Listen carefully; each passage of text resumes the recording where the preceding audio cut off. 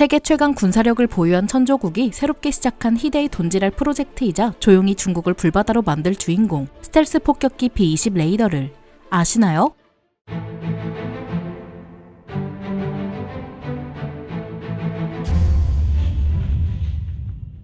안녕하세요. 지식 스토리입니다. 지난 12월 2일 세상에 공개된 미국의 희대의 야심작 스텔스 폭격기 B-21 레이더에 대해서 알아보겠습니다. 미국 공군은 세계 최강이라는 이름에 걸맞게 지금까지도 수많은 폭격기들을 운용하고 있는데요. 대표적으로 1955년부터 배치되어 아직까지도 전역하지 못하고 무려 60년이 넘게 현역으로 있는 장수만세 B-52 스트레토 포트리스가 있습니다. 이 B-52에는 엄청나게 많은 폭탄들을 적재할 수 있어 단 몇 기만으로도 도시 하나를 깡그리 불바다로 만들어버릴 수 있죠. 하지만 B-52를 주력으로 사용하던 냉전 당시 미국과 경쟁하던 소련도 방공망을 탄탄히 하고 요격기들도 개발해 미국 폭격기를 막기 위해 고군분투했는데요. 그래서 미 공군은 B-52로는 소련 영공에서 폭격작전을 수행하기 어렵다고 판단했죠. 그래서 저공비행으로 빠르게 날아가 폭격한 뒤 재빠르게 도망칠 수 있는 B-1 랜서 초음속 폭격기를 개발합니다. B-1에는 스텔스 기술도 일부 적용되어 있어 커다란 체격을 갖고 있음에도 불구하고 레이더에는 전투기 수준으로 보이는데요. 하지만 소련도 방공체계를 더욱 향상했기 때문에 웬만한 스텔스 폭격기로는 소련의 방공망을 뚫고 모스크바의 본때를 보여주기엔 제 아무리 미국이라도 힘들다고 판단하죠. 그래서 미국의 높으신 분들은 이전의 폭격기 개념을 벗어난 새로운 폭격기를 개발할 필요성을 느끼는데요. 그렇게 노스롭 그루먼사에서 개발한 스텔스 폭격기가 그 유명한 B-2 스피릿입니다. B-2는 다른 폭격기와 비교했을 때도 절대 작은 사이즈는 아닌데요. 그러나 레이더로 B-2를 본다면 겨우 벌레나 새 정도로 보일 만큼 전 세계 그 누구도 흉내낼 수 없는 유일무이한 스텔스 성능을 자랑합니다. 하지만 이런 스텔스 성능을 유지하려면 개발하는 데에도 돈이 많이 들지만 유지하고 보수하는 데에도 엄청난 비용이 드는데요. B-2가 비행할 때 시간당 무려 13만 5천 달러, 하나로 약 1억 8천만 원이나 든다고 합니다. 최근에는 금값이 오르며 잃어버린 별명이지만 한때는 같은 무게의 금보다 비싼 폭격기로 유명했었죠. 그래서 미 공군은 매년 엄청난 예산을 잡아먹는 B-2를 대신할 새로운 폭격기를 개발하기 시작하는데요. 그렇게 나오게 된 것이 지금부터 소개해드릴 차세대 스텔스 폭격기 B-21 레이더입니다. 스펙을 알아보기에 앞서 B-21에 붙은 레이더라는 별칭은 공모전을 통해 정해진 건데요. 이 공모전에서는 베이컨 더블 치즈버거, 여기에 쓸만한 예산은 있냐? 존 시나 같은 웃기려고 낸 이름도 있었죠. 당연히 미 공군의 폭격기에 이런 별칭을 붙이는 건 말이 안 되기 때문에 결국 최종적으로 정해진 것은 태평양 전쟁 당시 처음으로 일본을 폭격한 둘리틀 항공대의 이름을 따 레이더라는 이름으로 정해졌습니다. 마치 누구든 미국을 건드린다면 과거에 일본이 진주만을 선제 공격하고 분노로 가득 찬 미국에게 핵폭탄을 2발이나 맞은 것처럼 뼈도 못 추리게 될 거라고 말하는 것 같은데요. 하지만 B-21 레이더라는 이름 외에 많은 정보가 지금까지도 대부분 기밀로 붙여져 공개되지 않았죠. 그래서 완벽하게 파악할 수는 없겠지만 여러 언론과 정보기관 등을 통해 파악한 스펙을 살펴보겠습니다.